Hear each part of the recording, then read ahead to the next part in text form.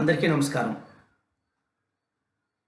Pyramid spiritual societies movement ద్వారా బ్రహ్మర్షి పితామహ పత్రిజీ సంకల్ప బలంతో మరెంతో మంది కాంతిలోకవాసుల సహకారంతో ప్రతిదినం ప్రతిక్షణం సత్య దర్శనంతో గొప్ప అవధూతలు, గొప్ప జగద్గురువులు, గొప్ప మహర్షులు, గొప్ప మహాయోగులు, గొప్ప మహామార్మికులు,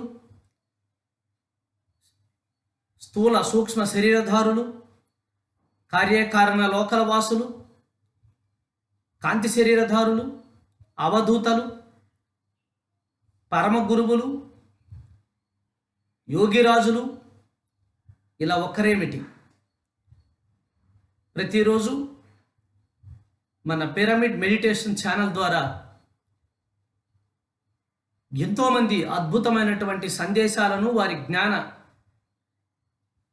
కిరణాలతో పులకిస్తున్నటువంటి ఈ తరుణంలో ఈనాటి ఈ సజ్జన సాంగత్య స్వాధ్యాయ కార్యక్రమానికి మరొకసారి అందరికీ స్వాగతం పలుకుతూ, మై డియర్ ఫ్రెండ్స్, ఈరోజు మన అంశము కాంతిలోక వాసులు మహిమానిత్వ యోగులు.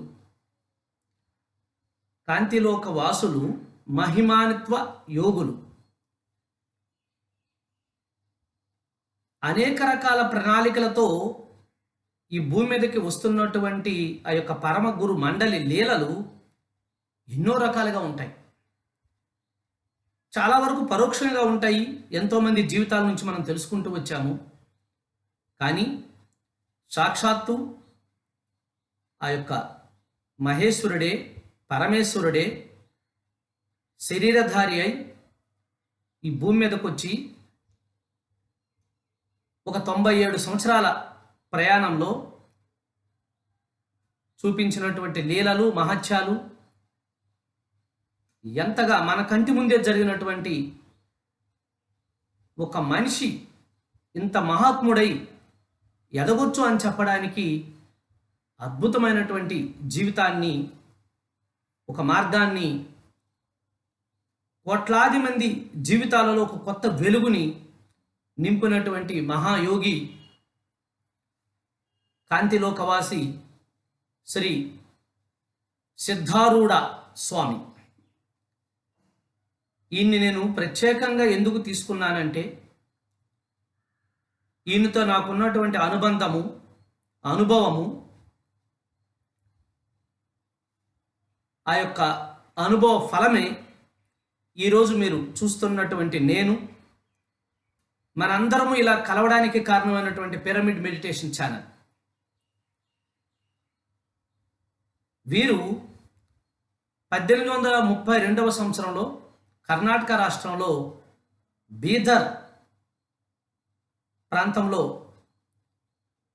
ఒక తల్లిదండ్రి నుంచి జన్మ తీసుకున్నారు. వారి ప్రయాణం 1929 వరకు, అంటే 1832 నుంచి 1929 వరకు సుమారు 97 సంవత్సరాలు ఈ భౌతిక శరీరంతో ఈ భూమి మీద వారు ప్రయాణం చేసి ఆది భౌతిక కార్యకారణ మహాకారణ మహత్తులన్నీ, మహత్యాలన్నీ ఈ ప్రపంచానికి అవలీలగా చూపించారు.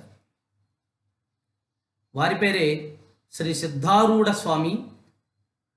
హుబ్లీ మఠం అంటే అందరికీ అర్థమవుతుంది. ఎక్కడో హిమాలయాల్లో ఉన్నటువంటి శివాలయాలు, శివ నిలయాలు, మనం చెప్పుకున్నటువంటి పంచ కైలాసాలు కానివ్వండి, పంచ కేదార్లు కానివ్వండి, మరెన్నో గొప్ప ఆ యొక్క హిమాలయ మహిమానిత్వ కేంద్రాలకు ధీటుగా ఈ యొక్క మహాయోగి హుబ్లీలో ఉండి, దానికి సమానంగా ఇక్కడ కూడా హిమాలయాలు ఉన్నాయి, ఇక్కడ కూడా హిమాలయ యోగులు నిరంతరము యోగులు, పండితులు, పామరులు, మహాత్ములు ఆ హుబ్లీని వీరు అక్కడ ఉండగా వారు వచ్చి చేసినటువంటి ఆ సావాసము, ఆ సజ్జన సాంగత్యము, ఆ స్వాధ్యాయము, ఆ సమయంలో ప్రతి ఒక్క యోగికి జరిగినటువంటి దివ్య అనుభవము, ప్రత్యక్ష అనుభవము, మహాత్ములందరూ, మహాజ్ఞానులందరూ, మహాయోగులందరూ ముక్త కంఠంతో సిద్ధారూఢ స్వామి మామూలు శరీరధారి కాదు, ఆ యొక్క మహాశివుడే మానవ రూపంలో దిగి వచ్చారు అని వారి వారి అనుభవాల గాథలను, ప్రేరణలను ఎన్నో పుస్తకాల ద్వారా కథలుగా ఇప్పటికీ మనం వినగలుగుతున్నాం. నమ్మశక్యం కాదు, ఆశ్చర్యం. ఒక సాధారణమైన మనిషి, రక్తమాంసాలతో పుట్టినటువంటి మనిషి అసలు మనం అనుకున్నటువంటి శాస్త్రానికి అవతల కాంతి శాస్త్రాలు, ఆది భౌతిక శాస్త్రాలు, ఆధ్యాత్మిక శాస్త్రాలని అవలీలగా చిన్నప్పటి నుంచే, తన బాల్యం నుంచే ఆ యొక్క మహత్తుల్ని వెదజల్లుతూ వచ్చాడు. ప్రసార మాధ్యమాలు అంతగా లేనటువంటి ఆ రోజుల్లో సైతం తన యొక్క మహత్తుతో ప్రపంచాన్ని మరి ఒక ఉలిక్కిపాటుకు గురి చేశాడు. సాధ్యమేనా అది ఒక మనిషికి? 97 సంవత్సరాలు వారి జీవితకాలంలో వారు చూపించినటువంటి మహిమానిత్వ అనుభవాలు చెప్పాలంటే మనకి 900 సంవత్సరాలు పడుతుందేమో. అంత గొప్ప మహాయోగి శ్రీ సిద్ధారూఢ మహాస్వామి. సాక్షాత్తు శంకర అవతారులే. అది మన సమకాలీన ప్రాంతంలో 1838-37 నుంచి 1920 అంటే 18-19వ శతాబ్దం మధ్యన. ఇప్పుడు మనం 20వ శతాబ్దంలో ఉన్నాం. ఒక 100 సంవత్సరాలు, 100-150 సంవత్సరాల వెనకాతల ఇంత మహాత్ముడి భూమి మీద నడయాడా ఆ యొక్క కాంతిలోకవాసి అని మరొక్కసారి మనం స్ఫూర్తి తెచ్చుకోవడానికి, సిద్ధారూఢ మనకిచ్చినటువంటి సందేశాన్ని మరింతగా అవగాహన చేసుకోవడానికి,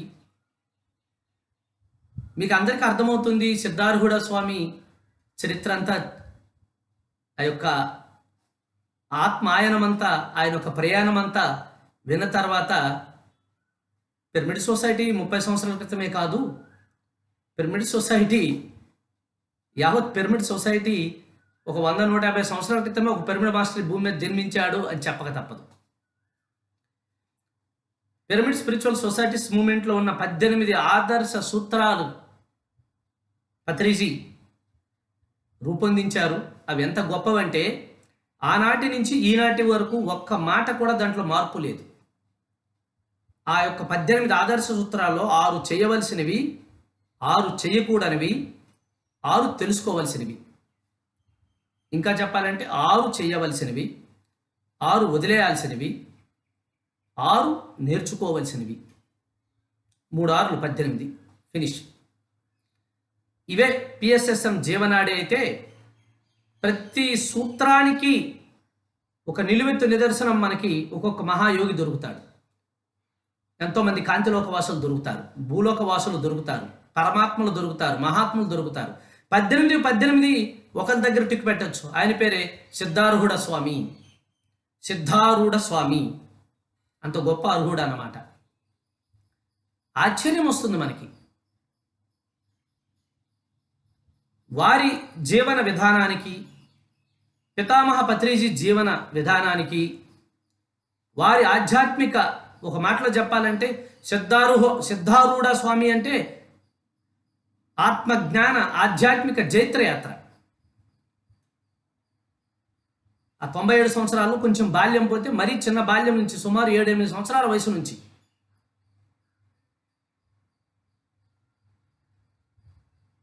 ఆయన చేసినటువంటి జైత్రయాత్ర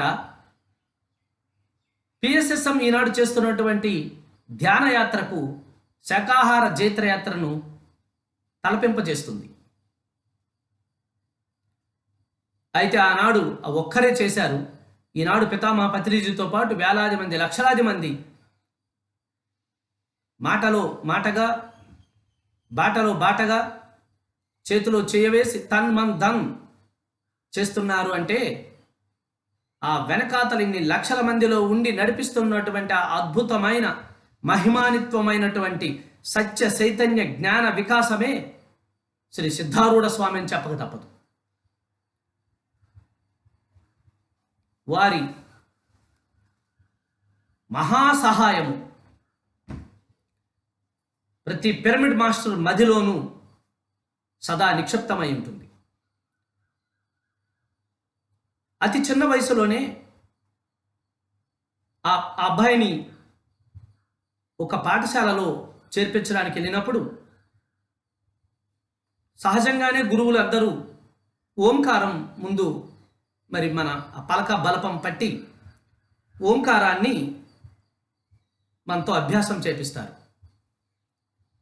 ఆకారము అది అభ్యాసం చేస్తున్నప్పుడు ఆ చిన్న బాలుడు ఆ యొక్క అభ్యాసం చేయబోతున్న గురువు గారిని అడిగారు, స్వామీజీ ఇదేమిటో నాకు చెప్తే తప్ప గురూజీ గురువుగారు ఈ ఓంకారం అంటే ఏమిటో నాకు చెప్తే తప్ప నేను ఓంకారం నేర్చుకోను, నేను దిద్దను అన్నాడు.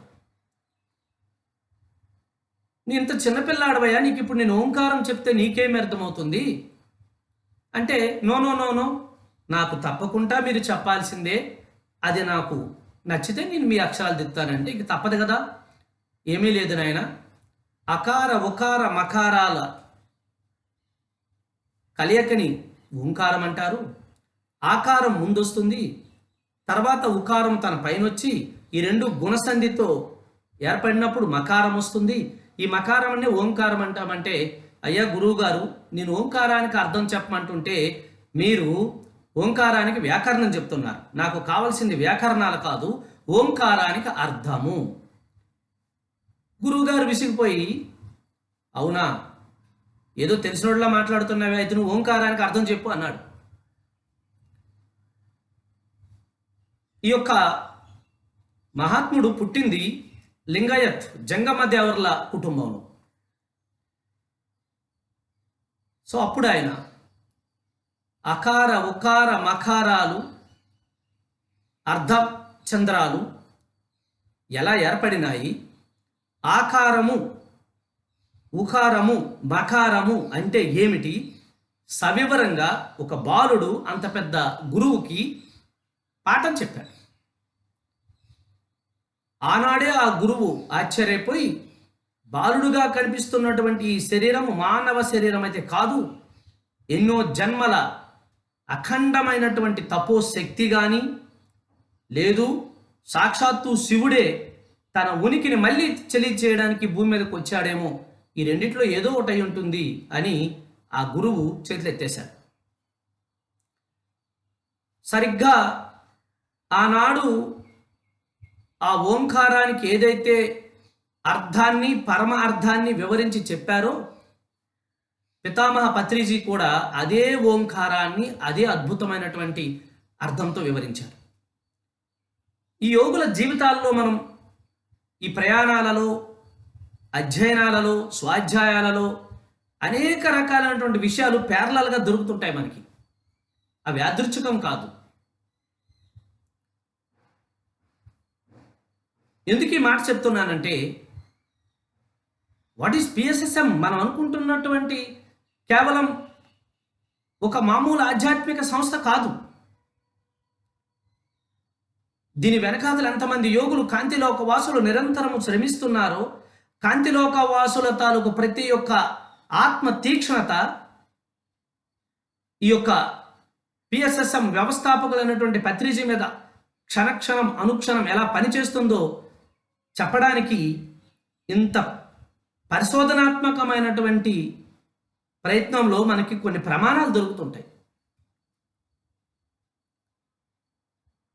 ఉదాహరణకు మన మన్యసీమలో మరొక కాంతిలోకవాసి మనం చెప్పుకున్నాం ఇదివరకే కొంచెం, శ్రీ పాకలబడి బాబు గారు. ఒక్క మనిషి సహజంగా ఉంటూ 900 గ్రామాల్లో ఉన్నటువంటి గిరిజనుల్ని చైతన్యం చేశాడు. ఓం నమో నారాయణాయ, నమో నారాయణేయ, నేను నారాయణ్ణే, నువ్వు నారాయణుడివే. ఆ విషయం ఏంటో అర్థం ఏంటో వాళ్ళకి తెలియదు. కానీ పదే పదే పదే పలికించి 900 గ్రామాలు అంటే ఏదో బస్ వేసుకొని కారు వేసుకొని వెళ్ళిపోవడం కాదు, కాలి నడకన పర్వత శిఖరాలలో 900 ఆశ్రమాలు ఏర్పాటు చేసి ఒక చెక్క కోయిని తెచ్చి అక్కడ పాతి, ఇదే మనకి ఈ రోజు నుంచి ఆ ఊర్లో ఆ గిరిజన వాడలో ఎత్తైన ప్రదేశం ఎక్కడంతుంటే అక్కడ వెళ్ళి ఇక్కడ పాతి, నాయన ఇదే ఇక్కడి నుంచి మనకు మీరందరూ రోజు ఇక్కడ కూర్చొని సజ్జన సాంగత్యం స్వాధ్యాయం చేయాలి, ఇగో ఈ మంత్రాన్ని ప్రతి పదాన్ని అందరూ పఠించాలి, ఓం నమో నారాయణేయ నమో నారాయణేయ అని చెప్పారు. కాబట్టి ఆ మొత్తం ప్రాంతానికి అంతటికి ఆయన పంతులు బాబు గారు అయ్యారు. అందుకే ఆయన్ని ఇంకొక పేరు పంతులు బాబు గారు, పెద్దబాబు గారు, పంతులు బాబు గారు. ఆయనకున్నటువంటి ఆ ప్రయాణంలో ఏ ఊరు వెళ్ళినా ఒక 10-15 వాళ్ళు యాక్చువల్గా మార్గాలు మళ్ళా ఉండవు కదా. ఇప్పుడు కొన్ని ప్రాంతాలకి రోడ్లు వచ్చాయి కానీ అప్పుడు లేవు, ఓన్లీ కాలిబాటను వెళ్ళాలి. ఆ పొలాల్లో దూరంగా పనిచేస్తూ కొండ కోణాల్లో పనిచేస్తున్న వాళ్ళు బాబు గారు వారి అనుచరులు ఒకరిద్దరితో వస్తుంటే చూసేవాళ్ళు. చూసి వారికి ఒక భాష ఉంటుంది, గొంతుతో పక్షుల అరుపులు లాంటి అరుపులు. ఈ అరుపులు వీళ్ళు ఇక్కడ అరిస్తే అది ఇంకొక విని అక్కడి నుంచి అరిస్తే అట్లా గ్రామానికి వెళ్ళిపోయేది. ఆ అరుపులో అర్థం ఏంటంటే బాబు గారు వస్తున్నారు అని సంకేతం ముందు వెళ్ళిపోయేది. వస్తున్నారు కదా, మరి ఆ గ్రామంలో ఉన్న వాళ్ళందరూ ఏం చేసేవాళ్ళు, వేడి నీళ్లు మరిగించేసి అక్కడే పక్కనే ఉన్నటువంటి ఆ కొండ కోణాల్లో ఉన్నటువంటి పుష్పాలని ఆకుల్ని చక్కగా మాలగట్టి ఆ వేడి నీళ్ళన్నీ పక్కన పెట్టి చక్కటి ఇస్త్రీ చేసిన బట్టలు ఒక జత అక్కడ అమర్చిపెట్టి వస్తున్న వెంటనే బాబుగారిని అందరూ స్వాగతం పలుకుతూ ఉంటే ఆయన అందరి ముందు ఆ వేడి నీళ్లు సలసల సలసల మరుగుతున్న నీళ్లు తన నెత్తిపై నుంచి పోసేసుకొని అన్ని బిందులతో స్నానం చేసేసినంత వేడి నీళ్ళుని పట్టుకోవడానికి చేతులు కాలిపోతాయా అన్నంత వేడి నీళ్లు స్నానం చేసి రూమ్లోకి వెళ్ళి ఈ బట్టలు వదిలేసి వాళ్ళు ఇచ్చినటువంటి కొత్త బట్టలు మళ్ళీ చక్కగా వేసుకునేటివారు. ఆయనకు ఒక సహకారి ఉండేవాడు, చిన్నులు, ఆయన పేరు చిన్నులు. అరే చిన్నులు ఎక్కడికి వెళ్ళామంటే బాబు గారు ఇక్కడే ఉన్నాను, ఇదిగోండి బాబు గారు బట్టలు, ఇదిగోండి బాబు గారు పాకెట్ రుమాలు, ఇదిగోండి బాబు గారు వాచ్, ఇవంతా ఉండాలి కదా. మంచి స్పెట్స్, బాటా షూ, హెచ్ఎంటి వాచ్, ప్రతిరోజు నిత్య పెళ్లి కొడుకులా తయారయ్యేవాడు. చక్కటి వేడి నీళ్ళు స్నానం. సరే, ఒకరోజు పత్రికారిని తీసుకొని భీమసింగి, లంబసింగి, లోతుగడ్డ, కిటుమల ప్రాంతాల్లో పర్యటించాం. సేమ్ ఆనాడు పాకలపేట బాబు గారికి వాళ్ళు ఎలా అయితే ఆ సంజ్ఞల ద్వారా బాబు గారు ఆ ఊరు వెళ్ళే ముందుటికే వాళ్ళు వేడి నీళ్ళు తయారు చేసి ఆహారం పలికేవారో, చీరలన్నీ తెచ్చి పత్రికారికి కూడా అట్లాగే చేశారు. అదే వేడి నీళ్ళు, అవే ఆ యొక్క మందారాలు, పుష్పాలు, ఆ కొండ కోనలు ఉన్న ఆకులతో దండలు. పత్రికారికి కూడా వేడి నీళ్ళు స్నానం చేస్తారు. ఎంత వేడి నీళ్ళు స్నానం చేస్తారో చాలామందికి తెలుసు. అక్కడ అర్థమైంది. వాళ్ళు కూడా పత్రిజీని వెంటనే బాబు గారు వచ్చారు, మా బాబు గారు వచ్చారు, మళ్ళీ వచ్చారు మా బాబు గారు, మళ్ళీ వచ్చారు మా బాబు గారు. పాకలపాటి బాబు గారు ఉన్నప్పుడు ఎంత తన్మయత్వం పొందారో, అంత ఆనందం పొందారో, అంతే ఆనందం ఇప్పటికీ నా కళ్ళల్లో అది అలా ఉంది. ఆనాడు ఎంతోమంది మాస్టర్స్ వచ్చారు. ఆ తర్వాత ఎన్నో సార్లు ఆ యొక్క గిరిజన గ్రామాలకు వెళ్ళాము, పిరమిడ్లు కడుతున్నారు, అదంతా ఒక ఎత్తు. ఇక్కడ చెప్పరాడం ఏంటంటే ఒక్కొక్క మాస్టర్లో ఉన్నటువంటి ఆ నైపుణ్యం, ఆ యొక్క మహిమానిత్వ తత్వము, సిమిలారిటీస్ ఎలా ఉంటాయి, ఆ దగ్గరగా ఉంటాయి. ఆ యొక్క దీనికి అన్నదానికి ఉదాహరణ మనకు శ్రీ పాకలపాటి బాబు వారికి, సిద్ధారూఢ స్వామీజీ వారికి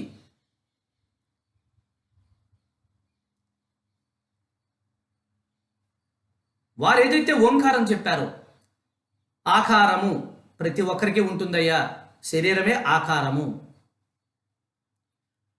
ఉకారము ఇదేం కారం అని అనక్కర్లేదు, మాట ఉన్న ప్రతి ఒక్కరికి ఊకారం ఉన్నట్టే.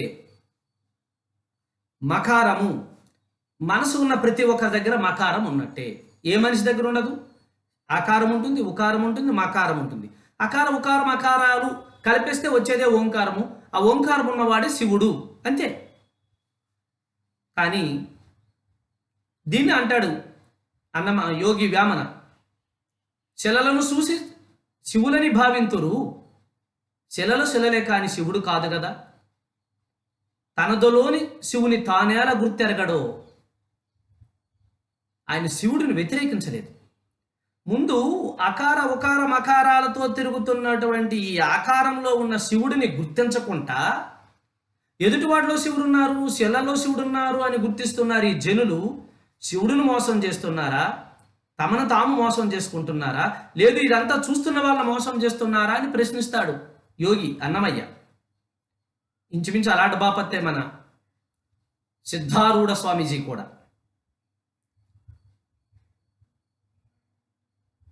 ఏం చేతనంటే ఈ లింగయ్య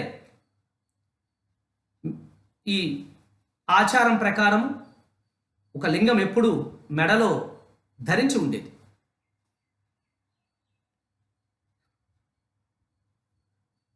ఆకారం అంటే శరీరం ఉంది, కానీ ఎలా ఉంది?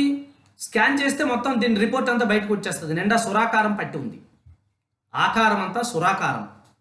దాన్ని ఈ మధ్యలో మనం స్కానింగ్స్ అంటున్నాం, యాంజియోగ్రామ్స్. ఈ స్కాన్ చేస్తే ఏముంటుంది? అన్ని నారాలు బ్లాక్ అయిపోయి ఉంటాయి, సురాకారం పట్టి ఉన్నాయి. ఉందగాని ఎందుకురా బాబు ఇలాంటి శరీరం ఉంది అని బాధపడుతున్నట్టు ఉంది. అది ఉన్నట్ట.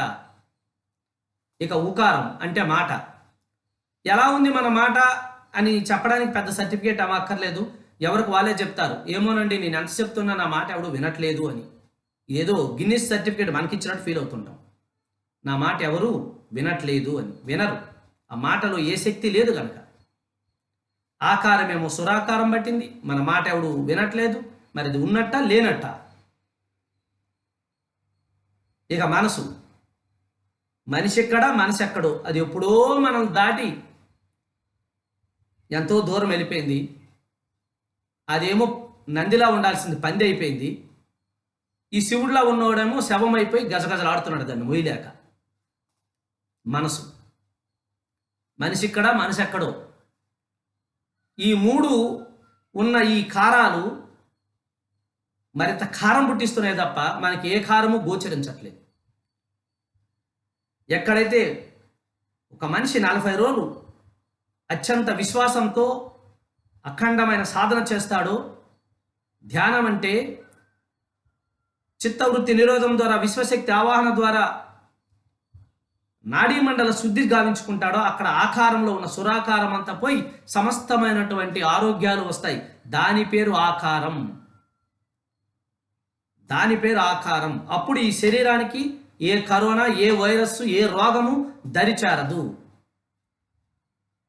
అందుకే శరీరము తంత్రం కావాలి. శివపురాణంలో చెప్పబడుతుంది. ఎలా ఉండాలి శరీరం అంటే? ఉక్కుతో సమానంగా ఉండాలి. తంత్రం కావాలి. ఎప్పుడవుతుంది? ధ్యానం ద్వారా నాడీ మండల మొత్తం శరీరాన్ని శుద్ధం చేసుకోవడం ద్వారా, విశ్వశక్తి ఆవాహనను పట్టుకోవడం ద్వారా ఈ శరీరము ఈ ఆకారంలో ఉండే సురాకారం అంతా కొట్టుకుపోయి ధ్యానం సర్వరోగ నివారిణై శరీరం ఆకారం అవుతుంది. ఎవరైతే మౌనం మౌనం మౌనం మౌనం మౌనం మౌనం మౌనం, ఎంత మౌనం అంటే నోరు విప్పితే ఆ మాటని విన్నవాడు మంత్రంలా ఆచరించాలి. నోరు విప్పితే వాళ్ళ మాట విన్నవారు ఎందుకు, ఏమిటి, ఎలా అన్నది కనీసం వాళ్ళ బుర్రల్లో రాకుండా, ఎస్ దాన్ని మేము చేస్తాము, దాన్ని మేము ఆచరిస్తాము, మీ మాట ఎప్పుడు వస్తుందా అని మేము ఎదురు చూస్తున్నాము అని ఎవరైతే ఎవరి మాట అయితే అంత గొప్పగా సాకారం అవుతుందో, ఎవరి మాటనైతే జనులందరూ వినడానికి అలా చెవులు నిక్కబెట్టుకుని చూస్తారో, ఎవరి మాట వింటే ఆ మాటను పట్టుకుని సాధనలో దూకుతారో, ఆ మాట రావాలి, ఆ మాటకి విలువ రావాలి అంటే నువ్వు చెప్తుంది మంచిదే కావచ్చు, కానీ ఎవడు వినడు. ఎందుకంటే నీ మాటకు శక్తి లేదు. ఎక్కడైతే మౌనం మౌనం మౌనం మౌనం మౌనం మౌనం మౌనం మౌనం, అది 10 రోజుల, 10 వారాల, 10 సంవత్సరాల జీవితకాలం. ఒక మౌనము అన్న దాన్ని పట్టుకొని ఒక రమణ మహర్షి అయిపోయాడు, భగవాన్ రమణ మహర్షి అయ్యాడు. ఒక మౌనము అన్న దాన్ని పట్టుకొని ఒక మెహర్ బాబా అయ్యారు. ఒక మౌనము అన్న దాన్ని పట్టుకొని మహాత్మా గాంధీ అహింస మహాత్ముడయ్యారు. ఒక మౌనం. ఈ ఉకారం సరిగా ఉండాలంటే దీనికి మౌనం జోడించాలి. ఆ యొక్క మహామౌనం నుంచి మాట బయటకు వస్తే, నేను చెప్పిన మాట అవలేదు అంటే యు ఆర్ ఫెయిల్. నేను చెప్పిన మాటని వింటున్నారు, ఆచరిస్తున్నారు, సాధించారు అంటే that we are pass. That is ఉకార. మకార, మనసు మనోశూన్యతతో నిండి విశ్వశక్తితో నింపబడినప్పుడు ఈ మనసు బుద్ధిగా వికసించి ఆత్మజ్ఞానవంత ప్రకాశవంతంగా మనం ఎదుగుతూ ఉంటే అది మనసు. ఈ మూడు కలిస్తే అప్పుడు కళ్ళు రెండు మూసుకున్నప్పుడు బయట నుంచి మనం ఓం అంటే అది గేంకారం అవుతుంది. ఒకసారి ఇప్పుడు ఓంకారం చెప్పుకుందాము. ఓంకారమే అన్నిటికీ ముఖ్యము. ఈ పదాలన్నీ పనిచేయవు అక్కడ. అసలు ఓంకారం ఏంటంటే, ఓంకారం అన్నది అయ్యేది కాదు, అనాహతమయ్యేది.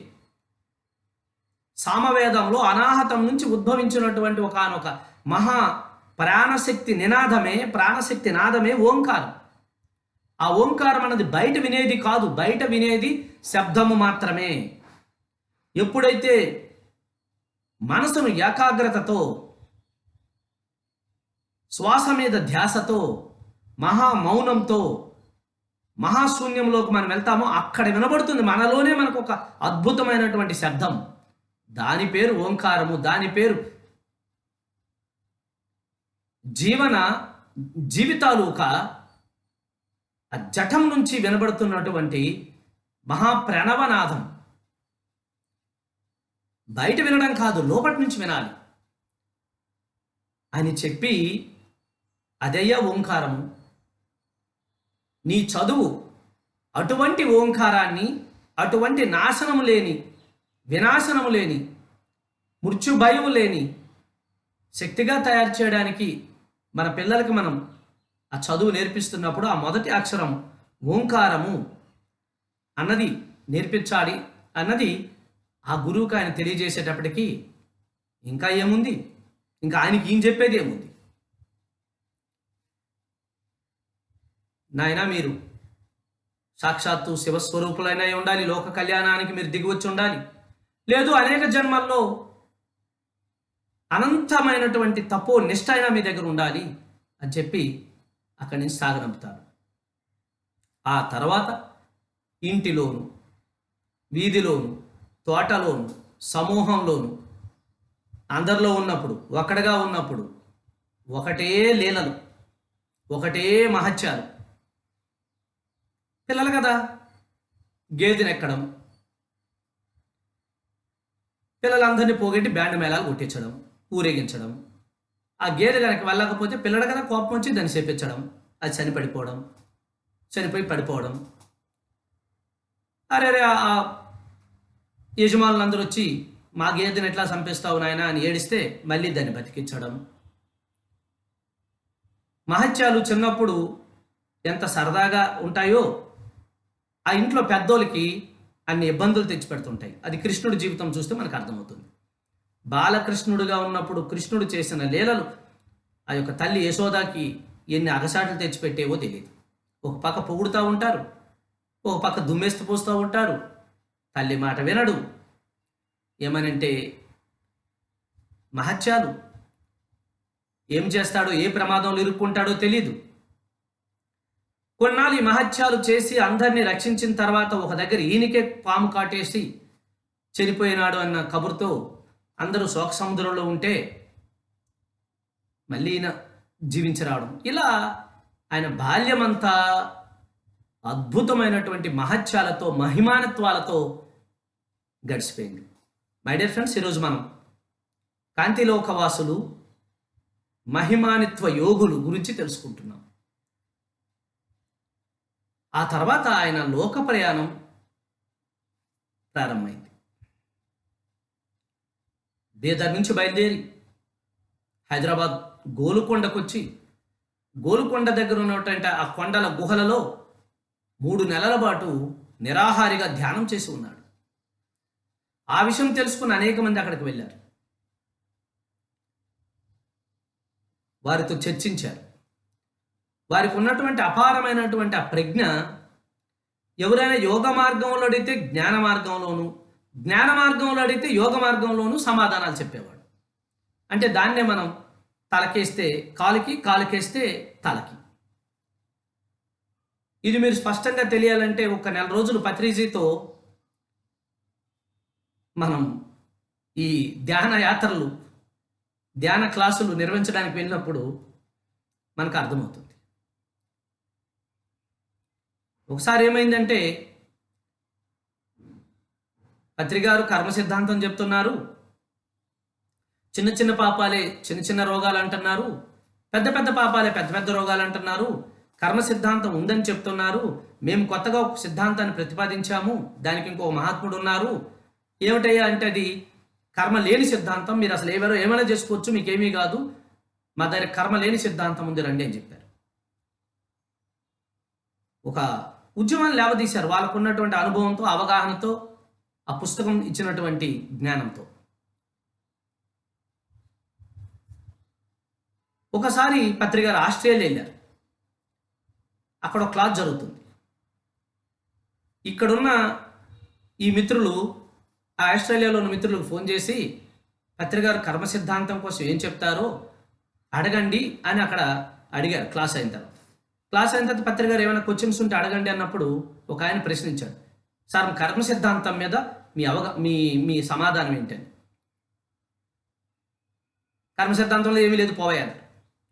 ఇక్కడేమో ముసలం వచ్చింది, కర్మ సిద్ధాంతం ఉన్నది అన్నందుకే ముసలం వచ్చింది, అక్కడేమో కర్మ సిద్ధాంతం లేదన్నాడు. దీనితో అసలు ముసలం వీళ్ళలో ప్రారంభమైంది. ఇంతకీ ఉన్నదన్నట్ట లేదన్నట్ట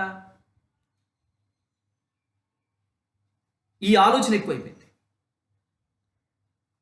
ఏదో వ్యాపారం ఏదో చేసుకుంటున్నాడు. ఈ ఆలోచన వల్ల ఇప్పుడు ఉన్నదని చెప్పాలా లేదని చెప్పాలా, ఇక్కడేమో ఉన్నది అని చెప్పారు, అక్కడ లేదని చెప్పారు, నేను ఇప్పుడు ఏం చెప్పాలి అన్న ఆ గందరగోళంలో కొన్ని రోజులు ఆ వ్యాపారం అది సరిగా చేయక కొంచెం ఇబ్బందులు పడుతూ, ఏం సార్ వీళ్ళు అని ఒకరోజు పిలిచి అడిగాడు. సాధారణంగా ఆహ్వానించి నాకు ప్రత్యక్షమైనటువంటి డౌట్ ఉంది, ఈ డౌట్ చెప్పాలని ఆ రోజు నేను మన స్పిరిచువల్ ఇండియా వేణుగోపాల్, సాయి కుమార్ కూర్చున్నాం. మాట్లాడుతూ ఉందన్నప్పుడు ఎంతో గొప్పగా కన్విన్స్ చేయాల్సి వచ్చింది, చేశారు. కానీ ఫైనల్గా నేను ఒక మాట అన్నాను. ఆయన ఈలోపు ఈ మధ్యన ఆయన ఎదుర్కొంటున్నటువంటి కష్టాలన్నీ ఏకరువు పెట్టాడు. అయ్యా పత్రిగారు చెప్పిన కర్మ సిద్ధాంతం ఉందో లేదో పక్కన పెట్టండి, ఇప్పుడు మీరు ఏదైతే ఈ ప్రయత్నాల వల్ల ఈ టైంలో మీరు ఇన్ని బాధలు అనుభవించానని చూసారా, అదే కర్మ సిద్ధాంతం, అది మీరు ఉన్నదనుకున్నా లేదనుకున్నా మీరైతే అనుభవిస్తున్నారు కదా అన్నాను.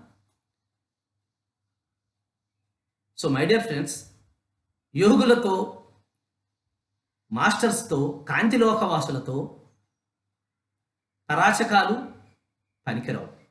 ముఖ్యంగా నాది నేను లేని వారితో. వాళ్ళు ఒక అద్దంలా ఉంటారు. అద్దం ముందు ఎవరైనా నిలబడితే వాళ్ళనే చూపిస్తుంది. ఏ రంగులో ఉంటే ఆ రంగే చూపిస్తుంది, ఏ ఆలోచనతో ఉంటే ఆలోచన చూపిస్తుంది. ఆ యొక్క మహత్యము, ఆ యొక్క విజ్ఞానము వారికి తెలుసు. ఎవరిని మాయలో పెట్టాలో, ఎవరిని మాయలో నుంచి బయటపడాలో, ఎవరిని భ్రమల్లో ఉంచాలో, ఎవరిని భ్రమల నుంచి తీసి భ్రమల్లో పెట్టాలో, ఎవడు దేని నుంచి ఎలా వాడి స్వ అనుభవంతో, వాడి స్వీయ విజ్ఞానంతో, వాడి స్వీయ సాధనతో, అవగాహనతో సత్యం తెలుసుకుంటాడో వాడి మార్గాలు ఎప్పుడూ వాడికి తెరిసే ఉంచుతారు. వాద వివాదాలకు తోవెవరు. కాలుకేస్తే మెడకేస్తారు, మెడకేస్తే కాలుకేస్తారు. It's not escapist. అలా నీకు చెప్తే అర్థం కాని సమయం, నీ అనుభవాలు నీకు అర్థమైతే, అవగతమైతే ఏదో రోజున వస్తావు. అక్కడ ఏది తప్పు కాదు, ఎవరూ తప్పు కాదు, కానీ ఆట అయితే జరుగుతుంటుంది కదా. అలా హైదరాబాద్ గోల్కొండలో ఉన్నప్పుడు కొంతమందికి తెలిసి అనేక మంది ఆనాటి నవాబులు వాళ్ళు వీళ్ళు వెళ్ళారు, ఏవో ప్రశ్నించారు. కానీ జయమే జైత్రయాత్రే. ఎందుకంటే చెప్పాను, మొత్తం చెప్పాలంటే 900 సంవత్సరాలు అవుతుంది మనకి. అక్కడి నుంచి శ్రీశైలం వెళ్ళారు, అక్కడ ఉన్నటువంటి గుహలలో అంతా తిరిగారు, సాధన చేశారు. అక్కడ ఒక వ్యక్తి తారసపడి, ఏమండి మీరు చెప్తుందంతా బ్రహ్మజ్ఞానంలా ఉంది, మీరు చెప్తున్నదంతా మరి బ్రహ్మజ్ఞానులు అంటే బ్రాహ్మణులకి చెప్పాలేమో కదా, మీరేంటి అందరికీ చెప్పేస్తున్నారు అని చెప్పి ఒక పెద్ద ప్రశ్న ఒక పండితుడి నుంచి ఎదురైంది. అప్పుడు ఆయన నవ్వుతూ, నాయనా, ఇది ఒక గొప్ప సిమిలారిటీ పిఎస్ఎస్ఎం అండ్ సిద్ధారూఢకి, అందుకు నేను చెప్తున్నాను. నాయనా, బ్రాహ్మణ కులంలో పుట్టినోడు మాత్రమే బ్రాహ్మణుడు కాజాలడు. బ్రాహ్మణత్వం అన్నది కులం ద్వారా వచ్చినటువంటి సంక్రమించినటువంటి స్థితి కాదు. ఎవరైతే బ్రహ్మజ్ఞానం తెలుసుకుంటారో వాళ్ళందరూ బ్రాహ్మణులే అని ఒక గొప్ప సిద్ధాంతాన్ని ఆ రోజే ఆయన సూత్రీకరించాడు. ఆ యొక్క సిద్ధాంతమే ఈనాడు పిరమిడ్ స్పిరిచువల్ సొసైటీకి ఇంతమంది బ్రాహ్మణోత్మలను తయారు చేసే గొప్ప ఆయుధమైంది, గొప్ప వేదిక అయింది. చాతుర్వర్ణం మాయా వృష్ణం అని చెప్పినటువంటి భగవద్గీతలో కృష్ణుడు చెప్పినటువంటి ఆ వర్ణాలు మనం అనుకుంటున్నటువంటి శూద్ర, వైశ్య, క్షత్రియ, బ్రాహ్మణులు ఈ కులాలు ఈ జాతుల కోసం కాదు. వారు చెప్పినది ఆత్మస్థాయిలో ఎదుగుతున్నటువంటి, అనుభవాల స్థాయిలో ఎదుగుతున్నటువంటి ఒక మనిషి ఇలా వ్యవహరిస్తే ఇలా ఉంటే శూద్రుడు, ఇలా ఉంటే వైశ్యుడు, ఇలా ఉంటే క్షత్రియుడు, ఇలా ఉంటే బ్రాహ్మణుడు, ప్రతి ఒక్కడు బ్రాహ్మణుడు కావాలి. అందుకే పత్రిజీ పదే పదే పిలుపునిస్తారు, అందరూ బ్రాహ్మణోత్తములు కావాలి. ఎందుకంటే భూజన ప్రియ, భోజన ప్రియ. ఈ యొక్క నవీన బ్రాహ్మణుల సంఘమే new age spiritual society, new age spiritual movement, pyramid spiritual society movement. అది ఎలా సాధ్యమవుతుంది? అది ఎక్కడుంది వేదంలో, లేదా అది ఎక్కడుంది శాస్త్రంలో? మీరు వేదాలని, మతాలని, శాస్త్రాలని మీరు అనగదొక్కుతున్నారా, లేదు బైపాస్ చేస్తున్నారా? నాకు విస్తారంగా చెప్పాలి, బ్రాహ్మణులు కానివారు బ్రహ్మజ్ఞానులు కావడానికి వీలు లేదు అని ఆ పండితుడు గట్టిగా పట్టుకుని కూర్చున్నప్పుడు బ్రహ్మజ్ఞానం తెలుసుకున్నవాడే బ్రాహ్మణుడు. బ్రహ్మజ్ఞానం తెలుసుకోవడానికి బ్రాహ్మణ వంశంలో పుట్టనక్కర్లేదు అన్నది తరతరాల చరిత్ర చెప్తున్నటువంటి సత్యం.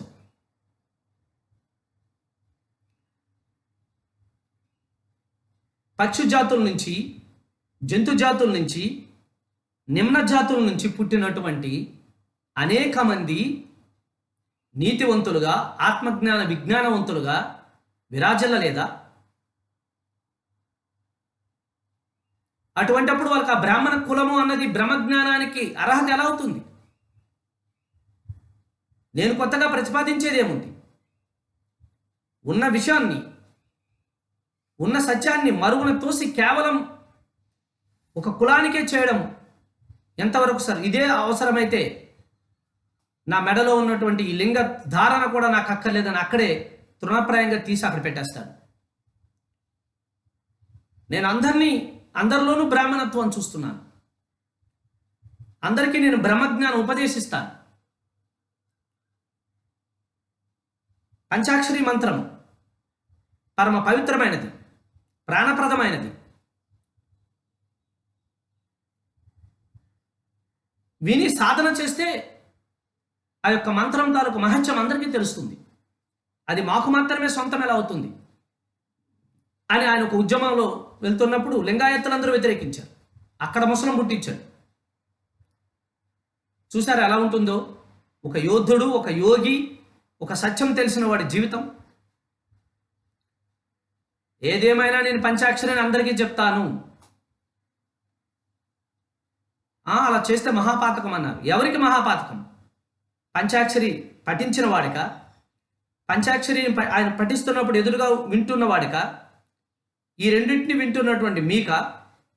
లేదు ఈ పంచాక్షరి మంత్రంలో నిక్షిప్తమై ఉన్నటువంటి పరమశివునిక? ఎవరికి పాతకం? ఆధ్యాత్మికతలో అనాధ్యాత్మికత, శాస్త్రీయతలో అశాస్త్రీయత ఒప్పుకునేదే లేదు. అది మహాసత్యం అయితే, అది మహాపుణ్యం అయితే అది అందరికీ పుణ్యమే. కొంతమందికే పుణ్యము, కొంతమందికి పాపం ఎలా అవుతుంది అని ఆ లింగాయత్తులోనే ముసలం పుట్టించాడు ఆయన. ముసలము అన్న పదానికి ఈనాటి ఆధ్యాత్మిక జగత్తులో మనం చూడాలంటే దాని పేరు pyramid master, pyramid spiritual society. వైద్యులకి ముసలం, విగ్రహారాధనకు ముసలం, సరికాని ఆధ్యాత్మిక సంస్థలకు ముసలం, వర్ణ వర్గాలకు ముసలం, ఆహారానికి సరికాని ఆహారానికి ముసలం. సత్యం సత్యం సత్యం సత్యం సత్యంతోనే ప్రకాశవంతమవుతూ ఎన్నో మంది ఎన్నో కులాల్లో, ఎన్నో మతాల్లో, నిమ్న జాతుల్లో, ఉన్నతోన్నత జాతుల్లో, విభిన్న వర్గాల్లో, మతాల్లో, కులాలలో, ఆచార వ్యవహారాలలో గూడు కట్టుకుని ఉన్నటువంటి కొన్ని లక్షల మందిని అన్నిటిలోనూ ముసలం పుట్టించి సంపూర్ణమైనటువంటి ఆత్మజ్ఞానులుగా తీర్చిదిద్దుతున్నటువంటి తరుణం మనం చూస్తూనే ఉన్నాం. ఈ యొక్క ప్రయత్నం మనకు ఆదర్శం శ్రీ సిద్ధారూఢ స్వామి అని చెప్పక తప్పదు. ఆ సందర్భంలో ఆయన అడిగినప్పుడు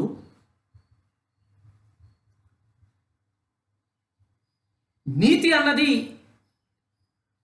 కులం బట్టి రాదు, నీతి అన్నది సాధన బట్టి వస్తుంది, నీతి అన్నది జాతిని బట్టి రాదు, నీతి అన్నది అవగాహన బట్టి వస్తుంది అని చెప్తూ ఎంతోమందిని, ఒక వ్యాసుడిని, ఒక వాల్మీకిని, ఒక శృంగ ఋషిని, ఒక జటకేశుణ్ణి, ఒక మయూచుడిని,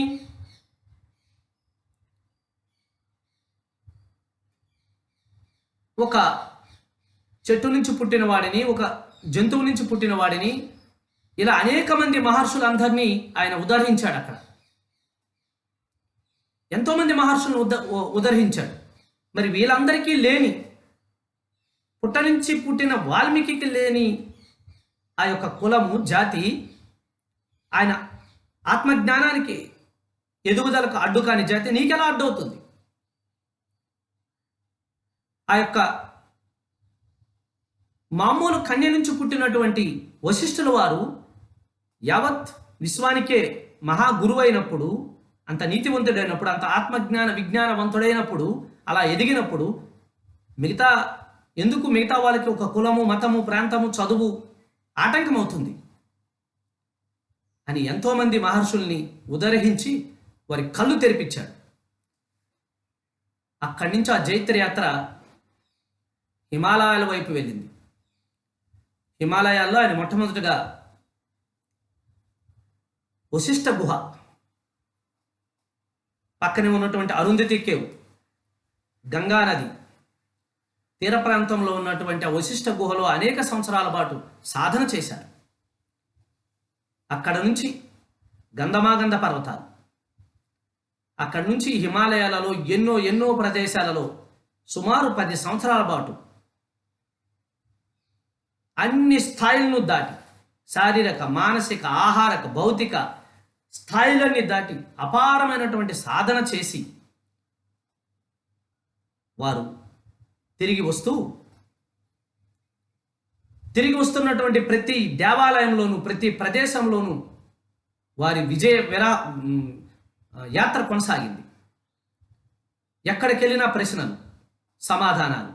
పండితులు ఈ నెల అయినా అనగదొక్కాలని పండితులందరికీ కనువిప్పు గావించడం, ఎంతోమందిని శిష్యులుగా ఆయన యొక్క పాండిత్యంతో, మహావిజ్ఞానంతో, మెరాకిల్స్తో, మహిమానిత్వ సిద్ధులతో వారందరూ నోరు మూయించడం. అట్లా ఒక సాక్షాత్తు శివుడే ఎదిగి మనకు వస్తున్నాడా అన్నంత గొప్పగా వారి జైత్రయాత్ర కొనసాగింది. అలా వస్తూ దేశంలో వారు తిరిగినన్ని దేవాలయాలు ఇంకెవరు తిరగలేదని చెప్పడానికి ఇది ఏమాత్రం అతిశయోక్తి లేదు. ఎంత చిన్న దేవాలయం, పెద్ద దేవాలయం కాదు, ప్రతి దేవాలయానికి వెళ్ళేవారు.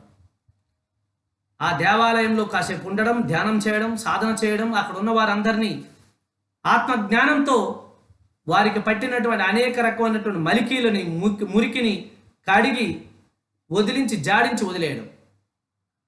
ఇది ఆయన జైత్రయాత్ర. సింహాచలం వచ్చారు, విశాఖపట్నం లక్ష్మీనరసింహస్వామి. సింహాచలంలో ఎప్పుడు స్వామివారికి 2 రూపాలు ఉంటాయి, మీ అందరికీ తెలుసు. సంవత్సరాంతము గంధంతో నింపబడి ఉంటుంది. సంవత్సరానికి ఒక్కరోజే నిజ రూపము, మిగతా రోజులంతా గంధం. అక్కడ స్వామిని ఆయన చూసిన తర్వాత ఆయన అన్నారు, ఒక ఆత్మజ్ఞాని ఎప్పుడు సద్వాసనలతో విరాజిల్లుతుంటాడు, గుబాలిస్తుంటాడు. ఒక ఆత్మజ్ఞాని కానివాడు, నేను నాదిలో ఉన్నవాడు దుర్గంధంతో దుర్వాసనలతో ఉంటాడు. ఎవరైతే ఆత్మజ్ఞాని అవుతారో వారి గంధము, వారి సుగంధము ఎప్పుడు దివ్య పరిమళంగా ఉంటుంది. ఆ విషయాన్నే ఇక్కడ స్వామివారు చెప్పకనే చెప్తున్నారు అని ఆనాడు సింహాచలంలో ఉన్నటువంటి అందరికీ సింహాచలేశుని యొక్క గొప్పతనాన్ని, నిజరూపతత్వాన్ని, స్వరూపతత్వాన్ని విస్తారంగా వివరించారు. ఫ్రెండ్స్, ఇంకొక మరొక సిమిలారిటీ చెప్తాను. 2010వ సంవత్సరంలో సింహాచలంలో ఈ ఉత్తరాంధ్రలోనే ఎప్పుడూ కని విని ఎరుగునటువంటి ఒక ఆధ్యాత్మిక మహాసంబరం జరిగింది, ధ్యాన మహాచక్రం 2. సాక్షాత్తు ఆ యొక్క లక్ష్మీ నరసింహస్వామి స్థలంలోనే ప్రభుత్వం దేవాలయం సంస్థానం వారి అనుమతి తీసుకొని సుమారు 100 ఎకరాలలో ఎంత అద్భుతంగా చేశామో చెప్పనలవి కాదు. మీ అందరికీ అది ఇప్పటికీ కన్నులు కట్టినట్టు ఉంటుంది. సింహాచలంలో ఆనాడు సింహాచలేశుడు ఎంత ఆనందపడినాడో, ఆ జటల స్వామి ఎంత మహానందాన్ని పొందాడో, ఎంతమందికి ఆ అనుభవాలు వచ్చాయో చెప్పనలేవు కాదు. ఆనాడు కూడా పత్రిజీ చెప్పినటువంటి కాన్సెప్ట్, ఆ యొక్క గంధంతో స్వామీజీ ఉండడము, గంధాన్ని తీసిన తర్వాత స్వామీజీ ఉండడం. ప్రతి ఒక్కరూ నేను ఆత్మస్వరూపుణ్ణి అని తెలుసుకున్నప్పుడు ఈ శరీరము ఎప్పుడు సుగంధంగా మరుస్తుంది. నేను ఆత్మని తెలుసుకున్నవాడు నాది నేను వదిలినవాడే. ఏదో ఒక రోజు తనలోని తన నిజరూపం, తనలో ఉన్నటువంటి లక్ష్మీ నరసింహ తత్వము ప్రతి ఒక్కరూ అనుభవిస్తారు. ఇక్కడ ఉన్నటువంటి ప్రతి ఒక్కరూ లక్ష్మీ నరసింహ స్వాములే. ఇక్కడ ఎవరో ఆసాములు లేరు. ప్రతి ఆసామి లక్ష్మీ నరసింహ స్వామి అవుతారు. అందుకు ఆయన ఇక్కడ ఏం చేసి ఉన్నాడు. అందుకు ఇక్కడ ఇన్ని వేల మందితో ఇన్ని రోజులు అంత అంగరంగ వైభవంగా ధ్యానం జరిగింది. ఇది లక్ష్మీ నరసింహ స్వామికి పిరమిడ్ స్పిరిచువల్ సొసైటీస్ మూవ్మెంట్ ఇచ్చినటువంటి ఒక చిన్న ప్రసాదము అని చెప్పకనే చెప్పారు. ఆ తర్వాత సుమారు 1929 ఆయన బాడీ వెకేట్ చేశారు. అంతకుముందు 1897 ఆ ప్రాంతంలో అన్ని తమిళనాడు, కేరళ, కర్ణాటక, ఆంధ్రప్రదేశ్, ఉత్తరాదిలో ఉన్న అన్ని మఠాలు అన్ని చోట్లకు వెళ్ళి అందరినీ జయించి తన విజ్ఞానంతో, సిద్ధితో, బుద్ధితో ఆ యొక్క హుబ్లీ పట్టణానికి చేరుకున్నారు. వారు చేరుకున్న వెంటనే అప్పటికే వారి మహిమలు, సిద్ధులతో ప్రపంచవ్యాప్తంగా అనేక మంది యోగులు, భక్తులు వచ్చారు. ఒక పక్క, ఇంకో పక్క చాలామందికి చాలా కంటగింపుగా ఉన్నాడు కూడా. ఈ మనిషి ఏంటి, మన దగ్గర మనల్ని చెరపట్టడానికి వచ్చినట్టున్నాడు. ఒక పక్క ఏమో మహిమలు చూస్తే అద్భుతంగా ఉన్నాయి, సాధన చూస్తే దివ్యంగా ఉంది, వ్యవహారం చూస్తే చాలా గందరగోళంగా ఉంది. మనం నిత్యము సదాశివుడు ఎక్కడ ఉన్నాడు అనుకుంటే మన ముందే ఉండి, సదాశివుడు ఏదైతే చేయకూడదు అనుకుంటున్నామో అవన్నీ మన ముందు చేస్తున్నాడు. ఈయన శివునిగా ఒప్పుకోవాలా, ఒప్పుకోవద్దా, ఎలా అయినా ఈయన ఇక్కడి నుంచి తరిమేయాలని ఎన్నో ప్రయత్నాలు చేశారు. అప్పటికి ఆనాటికి వారికి ఉన్నటువంటి వనరులతో ఏ ప్రయత్నము పారకపోగా తిరిగి బెడిసి కొట్టే. దానితో ఎంతోమంది మరి ఆయన దగ్గరకు వచ్చేసినారు. చాలామంది ఇంకా దూరంగా పోయినారు. ఈ ప్రయత్నంలో కుచ్చప్ప, సీనప్ప, లక్ష్మప్ప, రాజప్ప లాంటి ఎంతోమంది ఈ ఆధ్యాత్మిక అభిలాషణ ఉన్న వారందరూ ఆయన చుట్టూ చేరి ఒక మఠం ఏర్పాటు చేసి సిద్ధారూహట మఠము అన్నది ఏర్పాటు చేసి అక్కడ నిత్యము అనేక రకాలైన కార్యక్రమాలు, శివరాత్రులు, శివారాధనలు, పంచాక్షరి మంత్ర దీక్షలు. ఇందులో ఇంకొక గొప్ప విషయం, మరొక మహా హీరో ఎంటర్ అవుతాడు అక్కడ. అక్కడ ఒక ముస్లిం యువకుడు ఉండేవాడు. ఆయన ఎక్కడి నుంచి వచ్చాడో ఇది మిద్దంగా తెలియలేదు, కానీ ఒక ముస్లిం యువకుడు ఉండేవాడు. ముస్లిం యువకుడితో పాటు సంస్కృతం పట్ల, సంగీతం పట్ల అపారమైనటువంటి విజ్ఞానం ఉండేది ఆయనకి. పెద్ద పెద్ద వాళ్ళందరూ వస్తున్నప్పుడు వాళ్ళకి చిన్న కచేరీ, గానా భజన ఉండాలి కదా. అప్పుడు నాయనా కబీర్, ఆయన పేరే కబీర్, నాయనా కబీర్ వచ్చి ఒక మంచి పాట వేసుకో, మంచి దోహా పాడు అంటే అద్భుతంగా పాడేవాడు. ఆ యువకుడు ఎలా ఉండేవాడు? ఒక యువరాజులా ఉండేవాడు. చేతికి వజ్రాల ఉంగరాలు, అద్భుతమైనటువంటి రూపము, చక్కటి షహాన్స్ వాళ్ళు ఉపయోగించే చక్కటి బట్టలు, స్నానపానాదులు ఆ యొక్క ముస్లిం సిస్టమ్ ప్రకారం వచ్చేసేవాడు. చక్కటి పెద్ద గోళంలో నీరుని ఫుల్గా నింపి దాంట్లో అత్తరు వేసి హాయిగా స్నానం చేసి వస్తుండేవాడు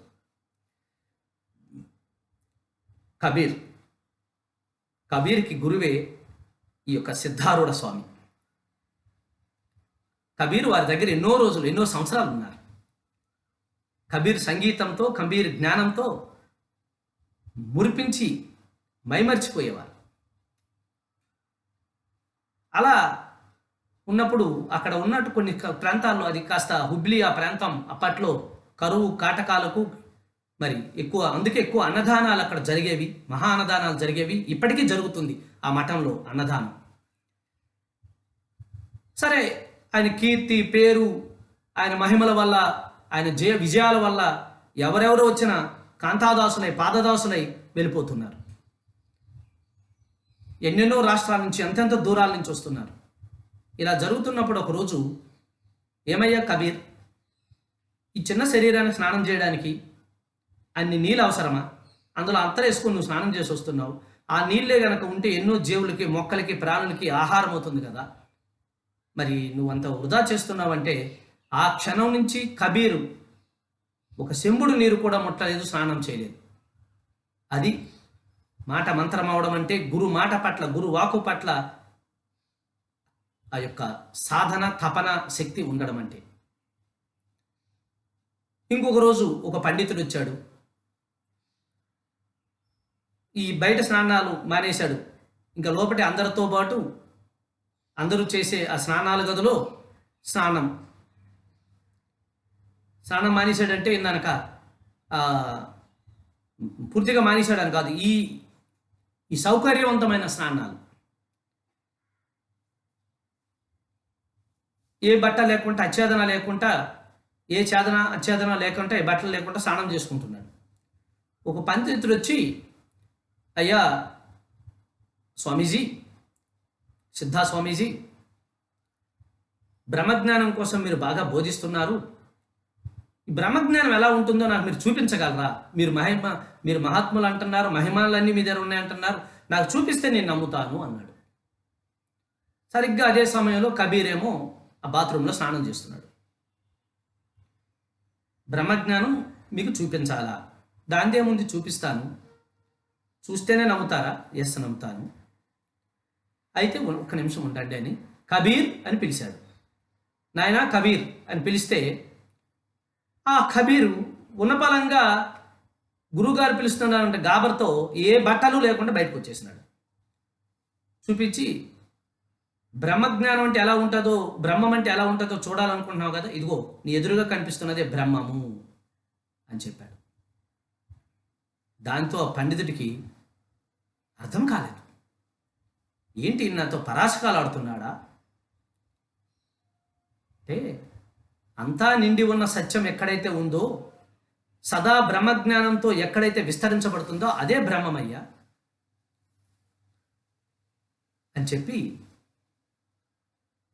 బ్రహ్మజ్ఞానాన్ని అంత సులభంగా, అంత విస్తారంగా, ఎక్కడైతే దేవుడు దేవుడు దేవుడు అని ఎతుకుతున్నావో ఎతుకుతున్న వాడిలోనే దేవుడు ఉన్నాడు అని పత్రిజీ పదే పదే చెప్పినట్లు ఎక్కడ చూస్తావు? అండపిండ బ్రహ్మాండంలోనూ బ్రహ్మమంతా నిండివై ఉన్నటువంటి ఆత్మస్వరూపం ఒక శరీరధారై వస్తే అక్కడ కనిపించిన బ్రహ్మము నీకు సపరేట్గా ఎక్కడ కనిపిస్తుంది? కళ్ళున్నటువంటి గుడ్డివాడ అని చెప్పి ఆ యొక్క పండితుడికి కనువిప్పు కలిగించారు. అలా ఒక బ్రహ్మ జ్ఞానాన్ని అతి సరళంగా, అతి అద్భుతంగా ప్రపంచానికి అందించారు.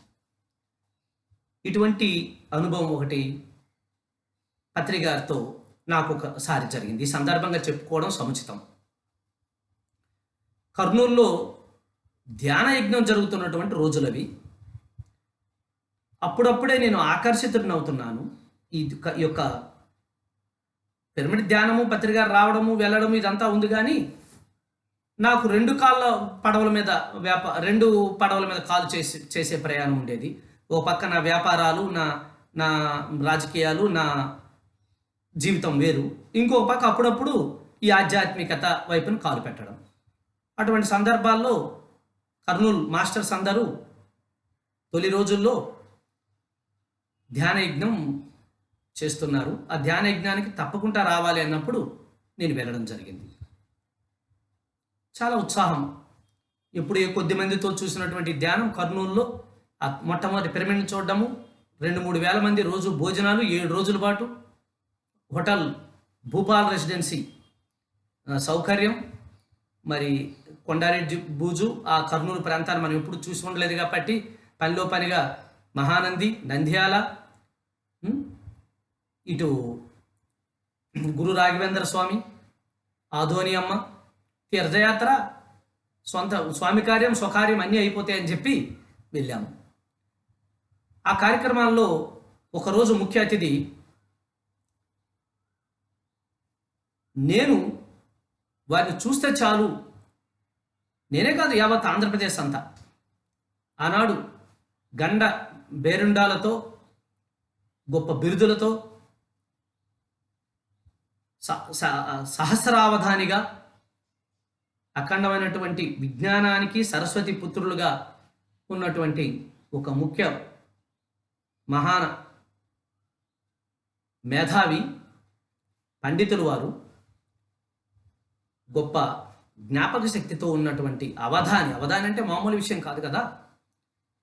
ఆ కార్యక్రమానికి తెలుగు భాష అధ్యక్షుడు హోదాలో పాల్గొన్నారు.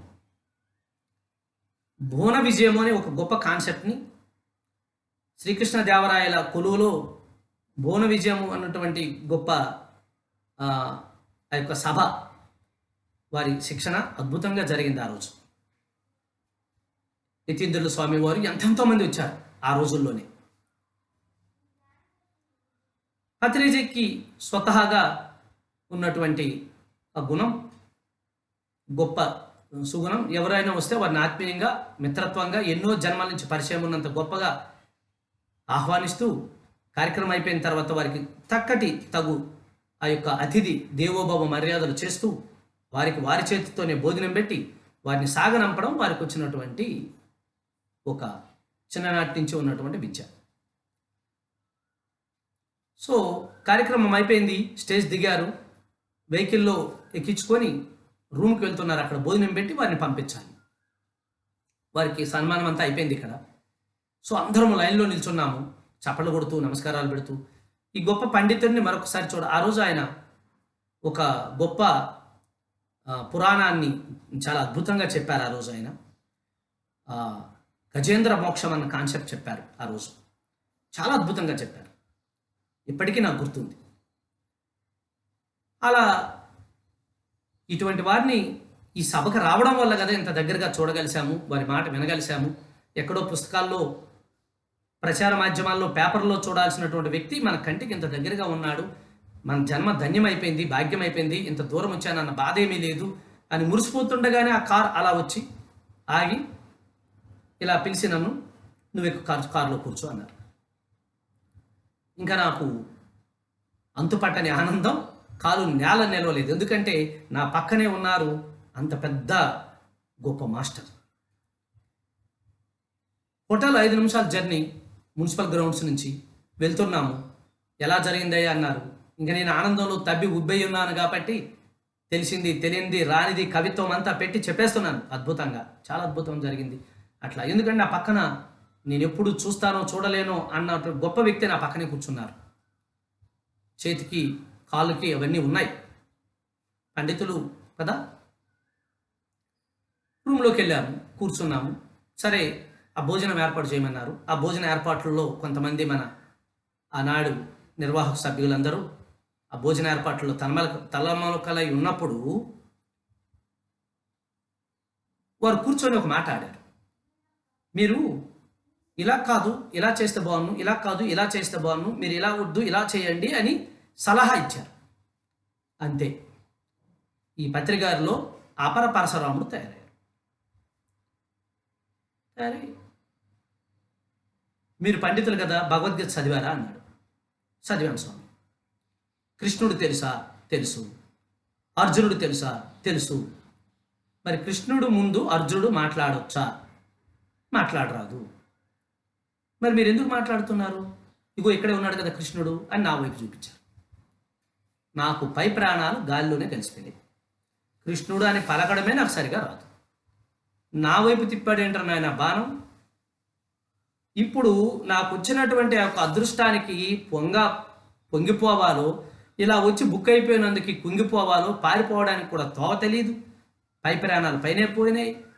నన్ను ఇరికించేశారేమరా నాయన స్వామి అనుకొని అక్కడే నిల్చున్నాను నేను. ఆయన ఇంకేం మాట్లాడినవ్వలేదు. ఏం చెప్పారంటే, ఇగో కృష్ణుడు చెప్తుంటాడు ఆయన కోసము, అర్జునుడుగా నువ్వు విను, మీరు వినాలి చెప్పి మీ ధ్యానం నీ అనుభవం చెప్తుండు అని చెప్పి టకాలమని లేసి ఒక జత బట్టలు తీసుకొని బాత్రూంలోకి వెళ్ళిపోయారు. ఇక నా పరిస్థితి ఏంటి, నేనేం చెప్పాలి? అంత మహా జ్ఞానికి, మహా సాధకుడికి, నా పేరు నందప్రసాదరావు సార్, మాది శ్రీకాకుళము, నేను సో అండ్ సో, నేను ఇచ్చేసాను, ధ్యానం చేస్తున్నాను, ఇలా ఇంకా కాలు గజగజలు ఆడుతూ మాట్లాడుతూ ఉండగానే ఆయన స్నానం అయిపోయింది, బయటకు వచ్చేసారు. మళ్ళీ మర్చిపోయారు అదంతా. మర్చిపోయి స్వామీజీ రండి భోజనం చేయాలి, భోజనం వచ్చేసింది కదా వేడివేడిగా, ఈ పప్పు తినండి, ఈ ఫలహారం తినండి అని కోసరి వడ్డిస్తే ఆయన ఆనందంతో తబ్బి ఉబ్బిపోయిపోయారు. మొత్తానికి సీను సల్లారింద్ర నాయన అనుకున్నాను, అయిపోయింది, హాయిగా వెళ్ళిపోయినారు. నన్ను ఇట్లా అనేశారు ఏంటి ఇదంతా అనుకున్నాను. సంవత్సరాలు తిరిగిపోయినాయి. కొన్ని సంవత్సరాల తర్వాత విశాఖపట్నంలో మన ఘంటసాల, ధ్యాన ఘంటసాల శరత్చంద్ర గారు 7 రోజుల పాటు ఘంటసాల ధ్యాన జ్ఞానామృతం అని రెడ్డినాయుడు గారు సహకారంతో గురుజాల కళాక్షేత్రంలో ఒక 7 రోజుల పాటు ప్రతిరోజు ఘంటసాల వాయిస్తో వేమన పద్యాలు, వీరబ్రహ్మేంద్ర స్వామి పద్యాలు, భగవద్గీత, అలాగే 7 రోజుల పాటు ఘంటసాలతో అనుబంధం కలిగినటువంటి వ్యక్తులు, ఇంకా జీవించి ఉన్న వాళ్ళందరినీ తీసుకొచ్చి ఘంటసాలతో వారి అనుభవాలను పంచడం, కొంతసేపు ధ్యానం, వారు ఆ గానం శరత్చంద్ర అందరికీ తెలుసు, మన గాన గంధర్వుడు ఘంటసాల. సో అద్భుతంగా జరిగింది. ఒకరోజు అతిథి ఈయన కూడా. ఆ రోజు ఎప్పుడూ అందరి గెస్టుల్ని శరత్చంద్ర గారే వెళ్ళి రిసీవ్ చేసుకొస్తారు. బట్ ఆ రోజు ఫ్లైట్ డీలే అవ్వడం వల్ల కార్యక్రమం అక్కడ ప్రారంభించాలి కాబట్టి నందా గారు మీరు వెళ్ళి వారిని తీసుకురండి అన్నారు. సరే, ఎప్పుడో జరిగిన సంఘటన గుర్తుకొచ్చింది, కానీ మర్చిపోయి ఉంటారు కదా ఇదంతా. ఇప్పుడు వెళ్ళి ఈ కార్యక్రమం నిర్వాహకుడుగా ఆయన తీసుకురావడం మరొకసారి ఆనందం అని చెప్పి ఎయిర్పోర్ట్కి వెళ్ళాను. ఎయిర్పోర్ట్లో నుంచి బయటకు వస్తూనే వారి పేరు అది పెట్టి ఉన్నప్పుడు కారులో ఎక్కిన వెంటనే ఇలా చూసి, నాయన శ్రీకృష్ణ ఎలా ఉన్నారు అని అడిగాడు. నా మైండ్ బ్లాక్ అయిపోయింది. అందుకు అంత అవధానం అయ్యాడు. ఒక్కసారి కంటిలో, ఒక్కసారి వారి మస్తిష్కంలో పడిపోయింది, ముద్ర పడింది అంటే అది యావత్కాలం ఉంటుంది అనమాట. అందుకే వారు సహస్ర అవధాని అంటే చెప్పరాడం. ఇదంతా ఏంటంటే ఇలాంటి అద్భుతాలు ఇటువంటి మహిమానిత్వ యోగుల సమక్షంలో నిరంతరము జరుగుతూ ఉంటాయి. ఎక్కడ ఏ క్షణపాటులో మనల్ని ఆవరించినటువంటి ఒక చిన్న ఒక చిన్న క్షణపాటు చాలు ఆవరించినటువంటి ఒక చిన్న ఆ పరధ్యాస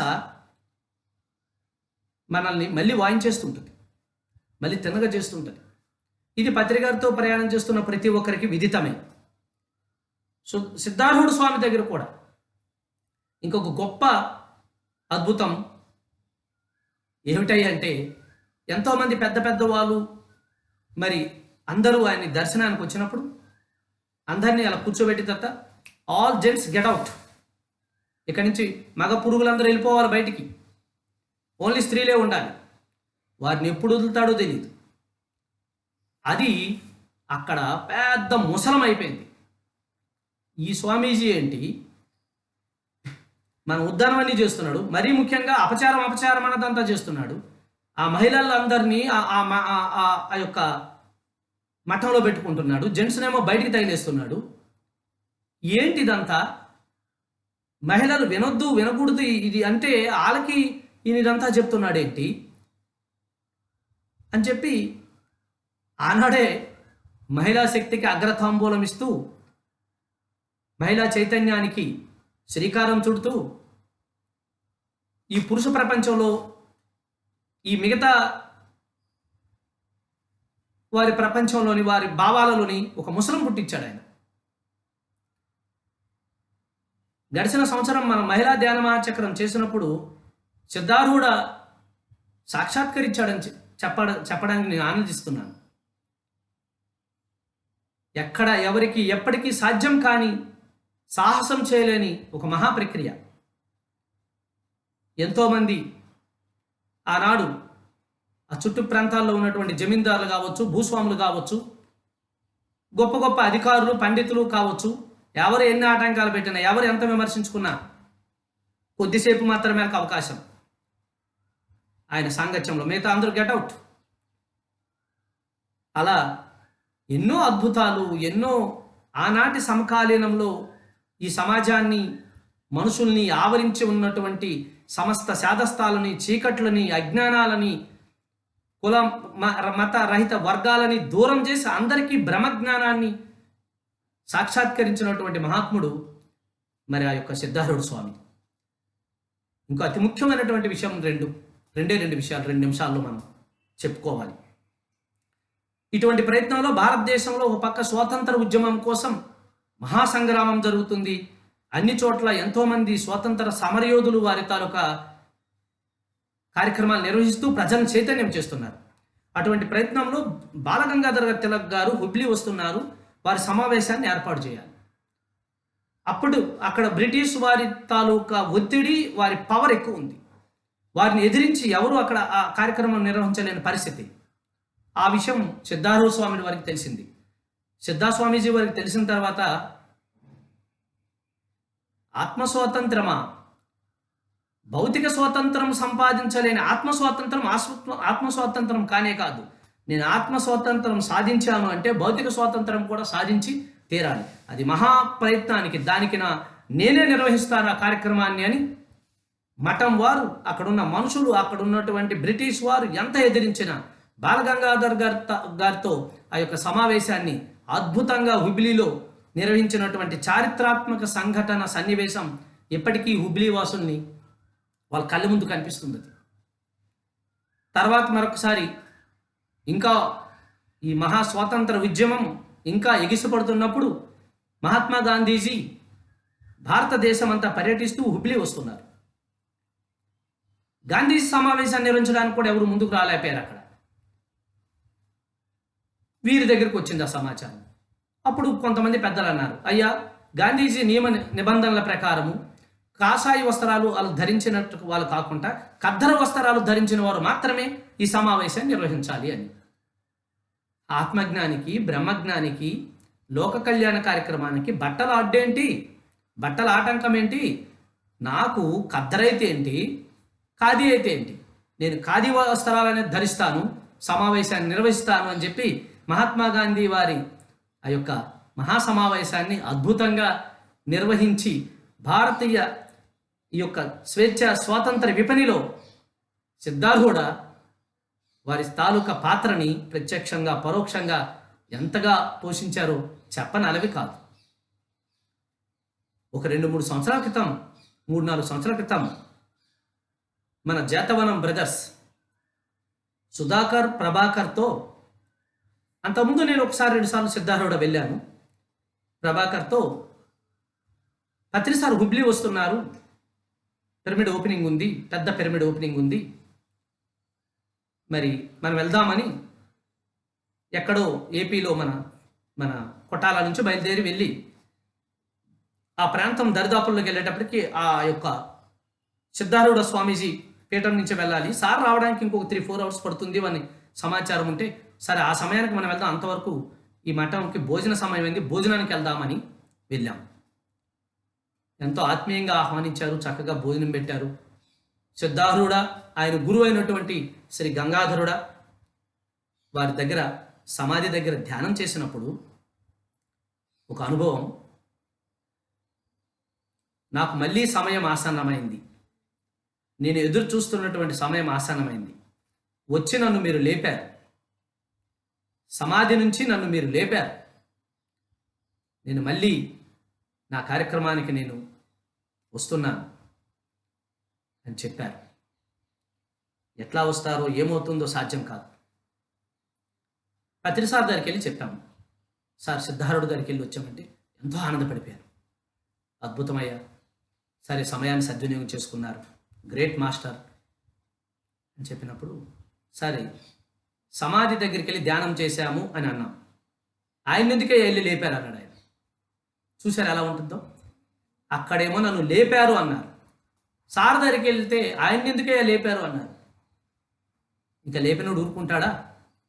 ఆ తర్వాత మా ముగ్గురం ఒక ప్రయాణంలో ఉండగా ఒక పెద్ద యాక్సిడెంట్ జరిగినప్పుడు, ఆ సమయంలో సిద్ధారూఢ లీల మహత్యము, ఆ యొక్క అనేక అనుభవాల పరంపర ఈరోజు మీతో ఇలా పంచుకోవడం, దానికి పిరమిడ్ మెడిటేషన్ ఛానల్ ఒక వారధిగా ఉండడం, కాంతిలోకవాసులతో పిరమిడ్ మాస్టర్స్కు ఉన్నటువంటి బంధాలు, సంబంధాలు, సత్సంబంధాలు, జ్ఞానబంధాలు, ఆత్మీయ సహచరులు, ఆత్మీయ సహవాసాలు, ఆత్మీయ సహకారాలు ఎంత గొప్పగా ఉంటాయో తెలియచేసుకునే ఈ చక్కటి భాగ్యం కలిగినందుకు మీ అందరికీ హృదయపూర్వకంగా మరొక్కసారి నా ధ్యానాభినందనలు తెలియజేసుకుంటూ, రేపు మరొక అద్భుతమైనటువంటి కాంతిలోకవాసి, కార్యకారణ, మహాకారణ, మృత్యుంజయ, అమరపురి బాబా కోసం అమరత్వ సాధన పిరమిడ్ మాస్టర్స్కి ఎంత దగ్గరలో ఉందో తెలియజేసే అద్భుతమైన ఆ యొక్క కాంతిలోకవాసుల సహకారంతో మీకు అందించే ప్రయత్నం చేస్తాను. ధన్యవాదాలు. Thank you.